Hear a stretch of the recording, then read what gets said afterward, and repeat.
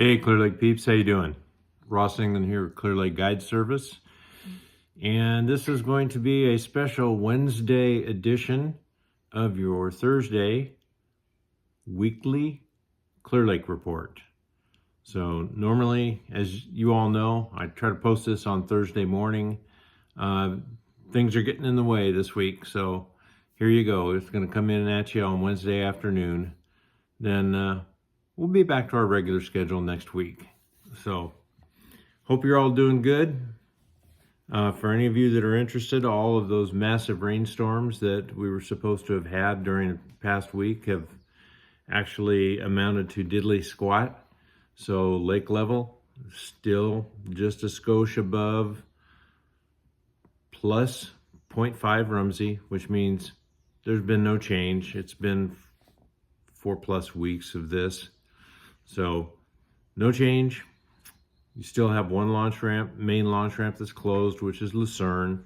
Still have people asking about that, and yep, it's closed. And I think it's a pretty safe assumption that from this point forward, it will be closed the rest of the year, because I just don't, when you look at the forecast for what's coming rain-wise for the rest of March, you can pretty much give up the idea that there was a March miracle that was going to make everything right.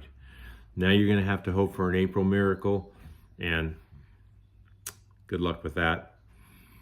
So there's your water level. Water conditions, you know, we ran around quite a bit since the last report, and I think we finally figured out that a lot of the water clarity issues is just from the lake being as low as it is and wind, because it seems like it comes and goes. It definitely is not an algae bloom of any way, shape, or form.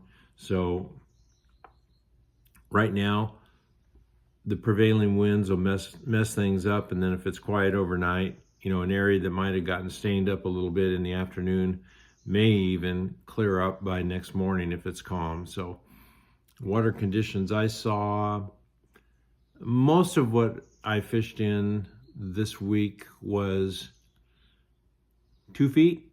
Some areas I could see 3. Mixed watercolor. Some areas were, you know, a nice greenish color.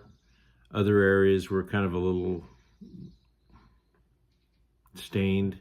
We'll just say a brownish stain to it. But I didn't go anywhere this past week that I felt uncomfortable at all with the watercolor. I thought it was clear enough to do anything that you wanted to do. So water temperatures, the water temperatures are starting out at least where I've launched, 52 and a half degrees in the morning. And then, you know, we're seeing 57, 58. There's probably some places that, you know, we're seeing, I'm sure it's probably edging up to 59 if you're out there late in the day. I haven't been out past 4 o'clock, so there's still another good hour and a half of effective sunlight that can warm up some of this water. So it wouldn't surprise me if there aren't some areas that, you know, it's approaching 60 degrees. But the key point is, I think, you know, 52, 53 degrees is right ahead of us as far as morning lows, which is a good thing. So I believe those are your water conditions, lake conditions, all that, and just a lot of fishing pressure. A lot of fishing pressure.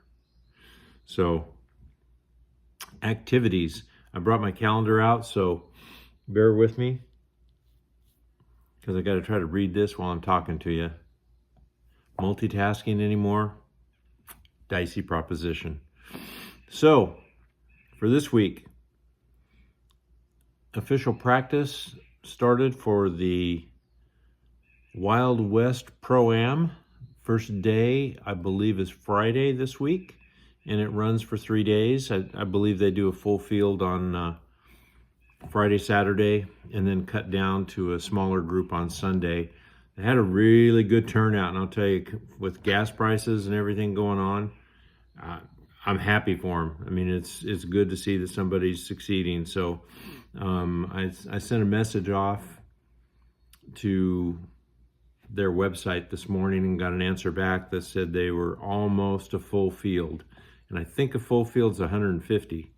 So this is not a weekend that you want to try to go out, stumble around, and find some fish. Next weekend, I'm going to cover a couple of weeks here just so you all have it, some kind of reference on what to work with. The following weekend, there's a new Gen on Saturday, and then there's a California Bass Federation on Sunday, so that's the 26th and 27th. And then we pop into Hell Month, which is April. There's a 2-day permit pulled for ABA for the 2nd and 3rd. There's another ABA on the 9th. There's another Federation on the 10th.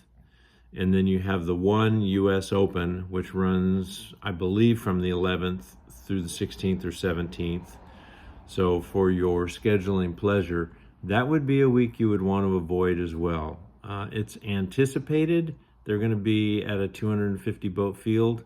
Don't really know how well that's going to work out. Last year they were well over 200 boats, so I'm assuming even with everything going on in the world, they're still going to get their 200 boats minimum. So that covers you for the next 3 weeks, which is a little bit extra. Fishing.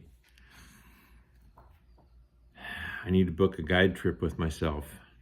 I'm telling you, this bite has been all over the place, and there's nothing more humiliating as a guide who's been here for quite some time than to come in, think that you had a tough day, think you know the reasons why you had a tough day, and then find out one of your peers caught 30 fish up to 9.5 pounds. So I'm calling myself out on it because it was one of those days this week.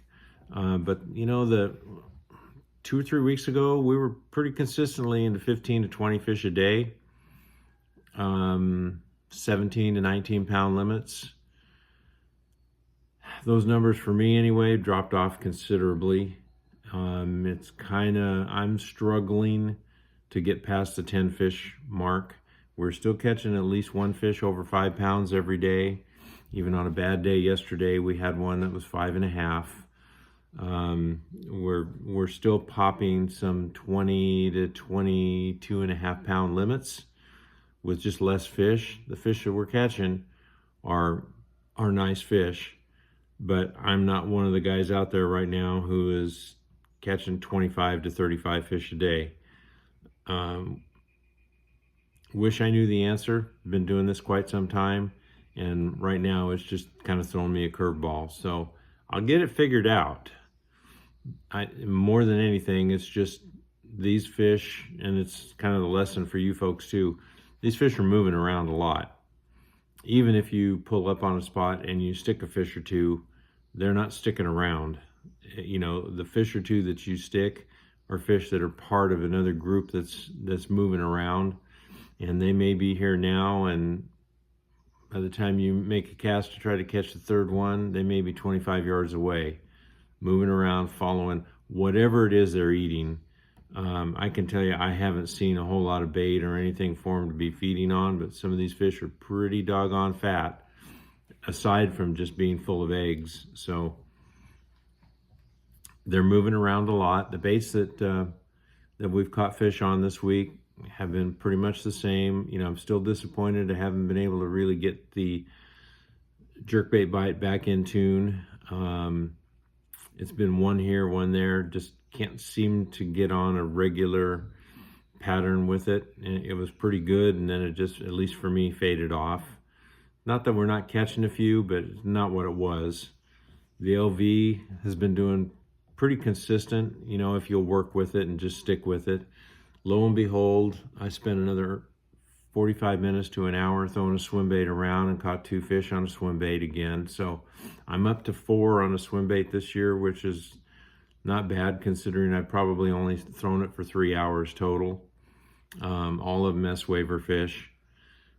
What else did we throw this week? Of course, an underspin, a couple different sizes of underspins. They've worked as well. And mostly shaky head fish over the drop shot fish for whatever reason. It just seems to be still performing. So that's probably it for this week. Look for the remainder of this spring to be busy. A lot of people out. Do your best to have your best manners on, and even if somebody burns you, just, it doesn't do any good to get in an argument about it. Just chill out and be the bigger person, move on. Lots of fun coming up. It looks like some really, really good weather this next week. It'd be nice to have some rain and some nasty stuff, but from a selfish point of view, it's sure nice to enjoy the lake when it's not nasty. So I think that's going to be it for this week. Thanks for listening. I appreciate it. Thanks for watching. Appreciate that even more. Slap a couple likes on there if you like to. And, if you know some friends that are watching this and basically they haven't subscribed, tell them to do it themselves and subscribe to it so they'll see it. We'll keep doing them as long as we can. Thanks. We'll see you all next week.